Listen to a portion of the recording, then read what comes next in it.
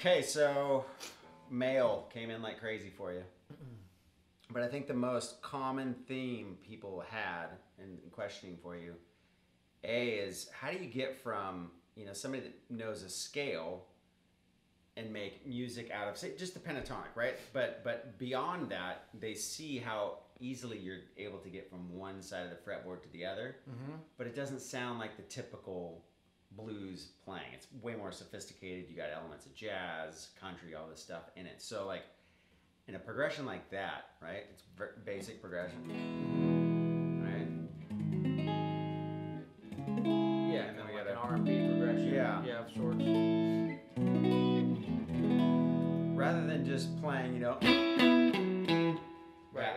vibe, which is cool. I mean, there's elements of that, but like, show them how you're able to see the fretboard, because we talked at breakfast, and it's like you're a huge proponent of the caged and scales together, like seeing that whole world together. So before we even get into it, like let's just take a spot and show them how you can see, you know, each chord and each scale around that chord and that progression without even having to move. So if we just took this one spot, you know, like here, and whatever the major, you know, how you're able to get through that whole chord change without even moving. What I'm ultimately thinking of is I'm thinking of E, then I'm thinking of G sharp dominant 7, and how I'm going to outline that chord, and then I know that it's heading to here, so I'm keeping that in mind too. But and then, you know, but like you were saying, all this stuff is I can play those chords in all these different spots up the neck. So the way to do that is, the thing that was the most important for me learning to play the guitar was learning that you have to know your chord shapes in all the different, you know, areas of the neck, and then the scales around those. Yeah. Super, super important. So if you took the E key, like in that position. So if I play this E. Okay,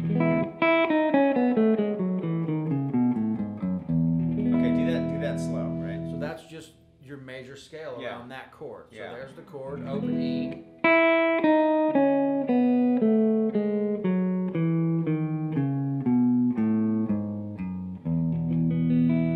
That's your major E and major scale. So then you go to this shape, your D-shaped E.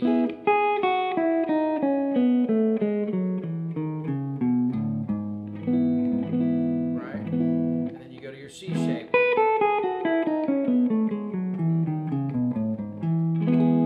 And then this shape.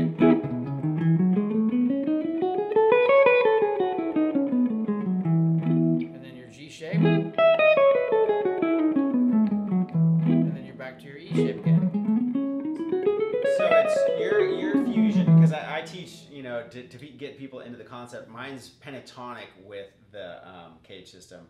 Your playing is more major scale with the CAGED system. Well, you got to know both. So, Yeah. so you know, everything you can do to map this out is key. The chord is the foundation, and then the arpeggio. Right. It's like the framework, you know. So here. So this is your framing. Like this is your concrete foundation. This is your framing, and then this is your drywall. Right. Okay, that makes sense. Right. Yeah, So totally. it's one, and then the other, and then if you play this, and then the scales connect in that. Okay, so let me play an E chord and play just strictly a pentatonic lick without the other major scale notes. Okay. And then I'll play the chord again and then start adding those other tones. So they get they see where it's going. But just a basic lick. So if I just were to go play like what you could play, like an E major.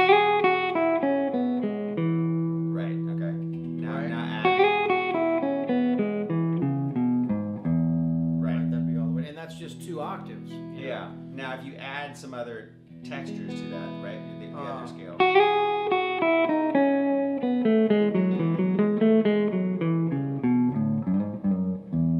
Yeah, so if I just vamp on an E chord, can you just jam around, like do a little lick of pentatonic stuff and then add some other stuff. So if I'm just sitting here going.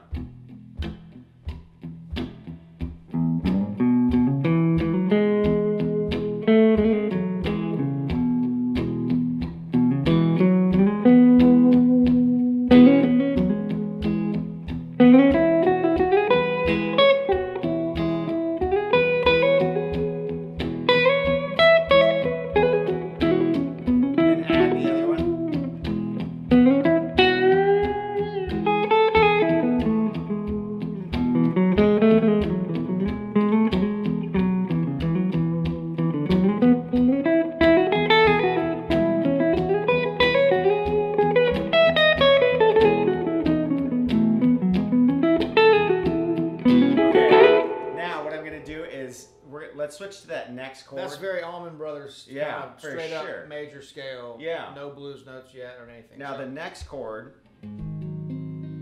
is obviously different. You're starting to do a different kind of a chord, right? So over this particular chord. Now, but look, I will say this. So everything that we're talking about, no matter what it is, it all depends on the song that you're playing. Right. So with you doing this, I'm going to play something different than if we're playing this chord progression. Yeah. You know, so I'm just saying, like, everything that you play, like if somebody says, "Hey, how do you play over the 4 chord?" Yeah. Well, in what context, do you mean? Yeah, for sure. Because that's the thing. Everything that we're doing comes down to what song you're playing or how it's being used. Because if I just showed you one lick of how to go from E to A, then there's 20,000 songs that could have a different feel. So it all depends on the song that you're playing. We'll keep it in the context of this particular. Right. I'm just saying that. Yeah, for sure. Because it is a big deal. So if I go back and forth between these 2 chords, how do you set yourself up thinking-wise to go from here to here? Well, the first thing I'm going to do is I'm going to outline that E chord. Okay. So I'm going to play something that, Okay, now this chord. It might be that simple. Yeah. You know? And then this chord, now let's explain the thinking around this chord and possibilities around this chord, right? So when he goes to that chord, I'm thinking, I mean, that's a pretty dramatic change to go from E to the 3 minor, or 3 major dominant 7. So I'm thinking I'm going to play something real simple out of the E chord. Let's go right to the E real quick. Just outlining that chord, like literally right out of that chord shape. And then when he goes here, I'm already here. I'm going to go.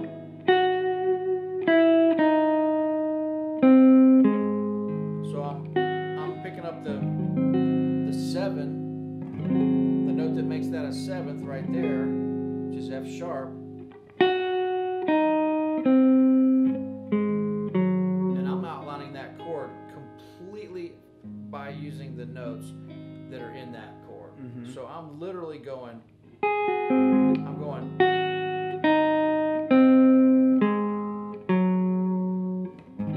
So, and I could. And then when he goes here, I could literally go. Okay, so play the So scale. I'm using the scale to get there. Yeah. You know, you could go here,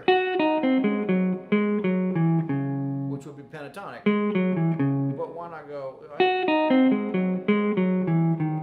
It's a nice change to go to that chord. And then the next chord is E7. So, and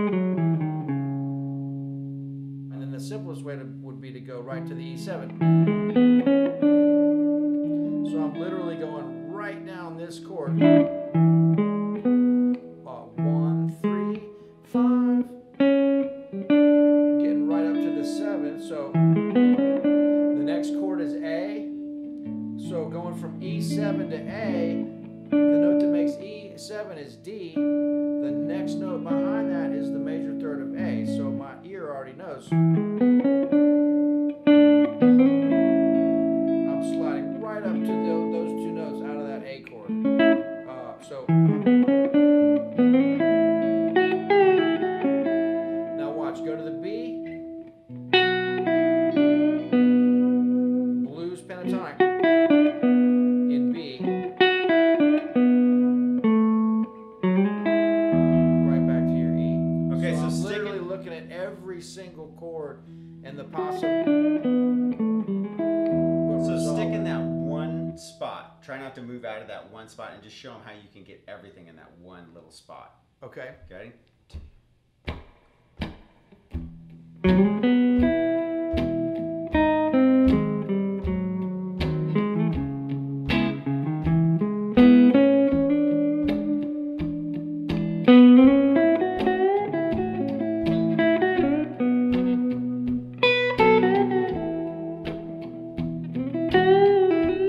Come on.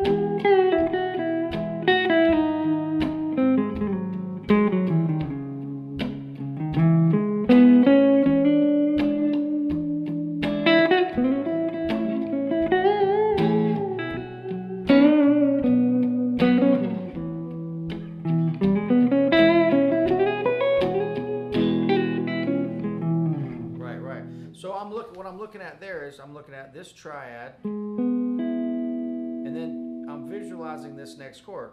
All I'm moving is I'm inverting these two notes. Because there's E. I'm going E, G sharp 7.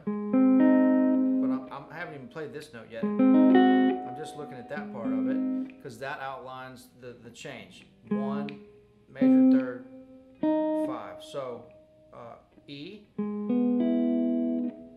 G sharp, then watch, right to my minor shape there, because there's my minor. So literally from that chord, this finger hadn't changed yet at all. Yeah. So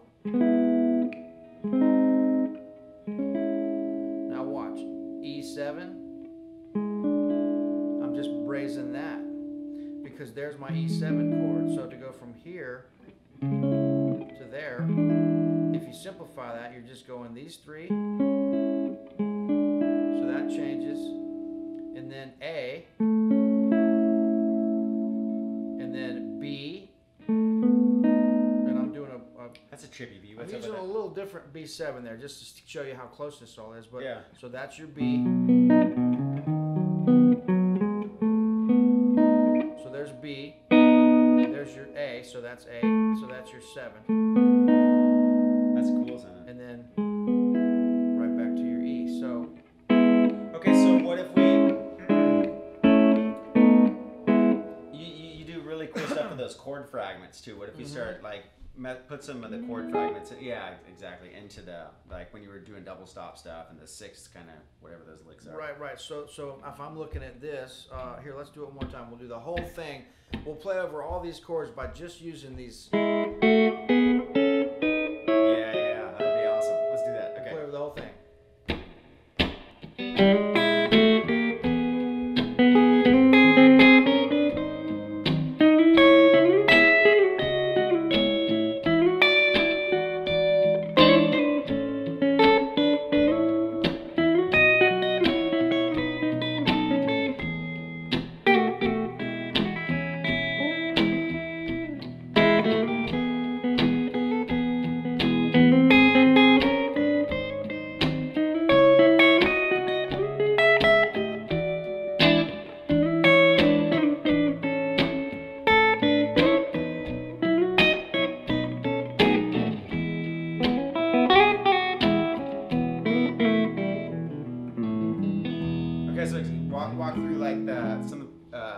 examples of what you could do over the E chord.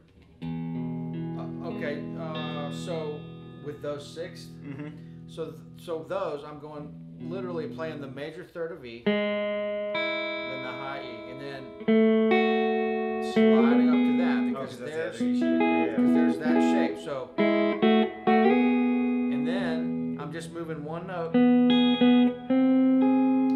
that because there's that chord. Yeah. So I'm literally playing the chord except only 2 notes of it. So there, because there's that shape. So now I'm going because there's your minor. So and then I'm doing a little.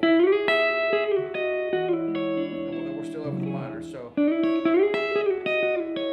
and then right there I'm thinking E7 because there's D.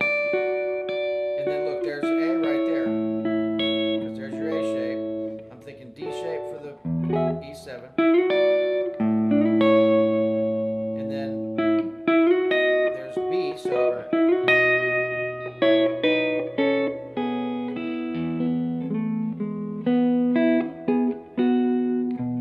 you tagged it, we're going to the 5. But yeah, so you know all this.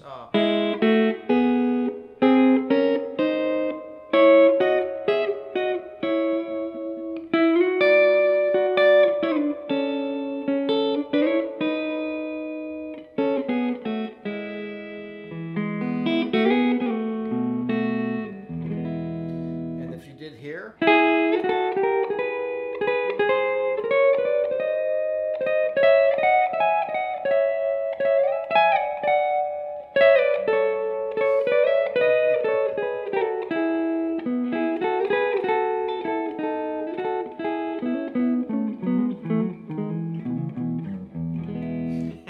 Looking at the chord, it's all in that chord. Yeah. Okay, so I couldn't play any of this stuff if I wasn't thinking chords. The chord, and I've got it memorized because I've been doing it a long time. But that's how you learn how to do that. I mean, you have to think chord. Yeah. And not only that, but like when this goes to here, I know I'm headed to this minor, so I can hear that change coming. So when I'm going here.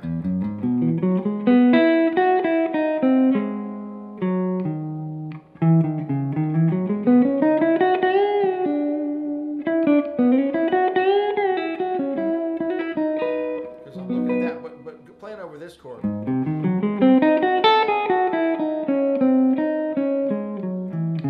It's a really cool place to be able to use a lot of cool notes. If you want to play some kind of jazzy stuff over that, you can play go down, down the dominant 7, and then you can play the sharp 1. Come back down the scale to the C sharp minor. So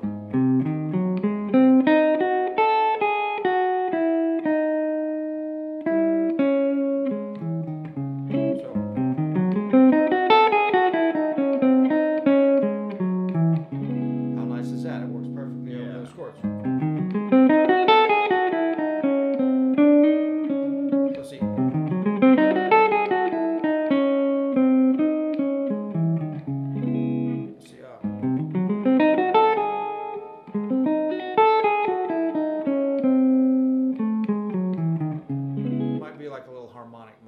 Yeah. But I mean, that's a little more advanced, but it just shows you that that's the area that you can play a little theory.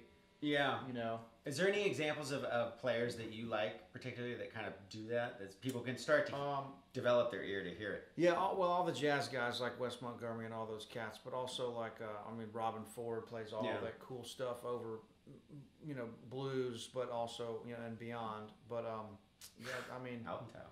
Or that's the lesson series or something. Right, blues and beyond. But I mean, man, it's hard to. Mark Knopfler on a couple of his records plays beautifully over the chord changes like that. If you can really, map out those chord changes. I mean, the chord shapes, and play the scales around them, and just look at breaking those apart. The arpeggios, the scales, and the chord. Yeah, that's huge. All right, so no pressure, but I've seen you play live a couple times in town, and it's freaking terrifying. So I know you terrifying for me too. So if we're gonna give them an example of where things could go, okay. I'm not saying you gotta just shred, but like right. You do a lot of stuff that I like watching. I'm like, where is that even coming from? But you've kind of broken down the genesis of how it all starts. Mm-hmm. And let's just give them an example of to where it leads to when all this comes together, when you can see those chord shapes and those scale tones. And then you also are able to creatively, and we'll get more in depth in this later, how you weave chromatic stuff in and out of that kind of stuff as well. So right. Pretend we're live. Okay. You're doing your thing. Sounds good. And then we'll just leave them wanting to throw their guitar out the window. And me too. All right. 2, 3, 4.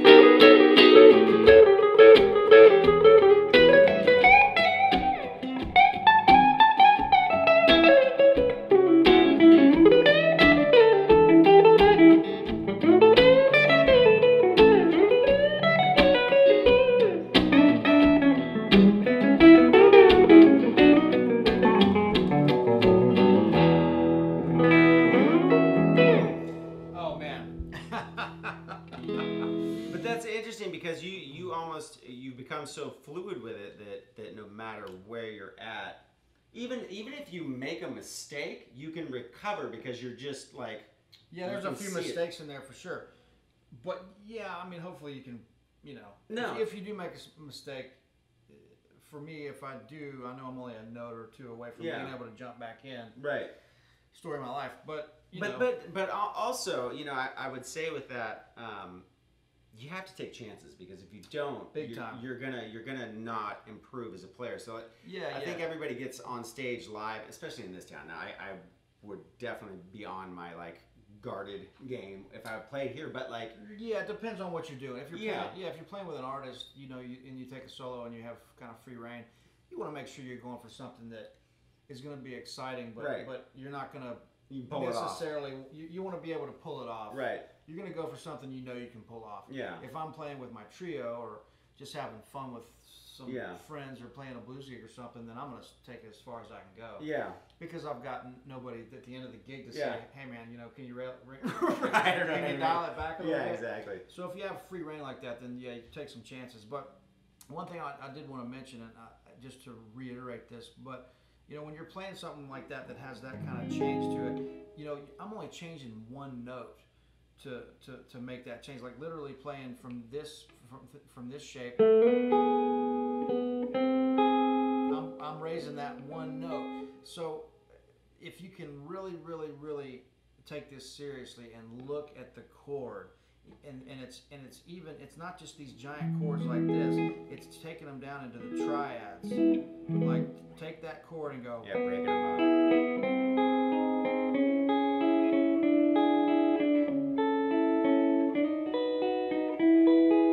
or do it here.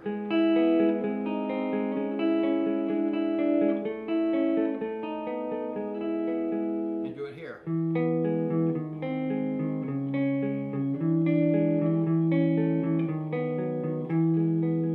So take those triads and map that out as much as you can. I guarantee you can't help but to start to see how that works. I mean, Freaking awesome. it changed my whole life. As soon as I started focusing on really like, okay, the chord, the scales around the chord, the arpeggios, and kind of just seeing how they connect and move around up the neck, it's impossible not to get better. Yeah. If you even just start thinking about that. Secret to success from Guthrie Trapp. To me, that's it, man. Yeah. Yeah. All right, man. So make sure you check his links down below. I keep heckling him to put more stuff on his Instagram, but his Instagram is awesome. Check out his Instagram. Sign up for sure. You're going to be playing more on that, aren't you? Absolutely. Yeah. All right. Thanks so much for watching. We'll catch you next time. Thank you, man.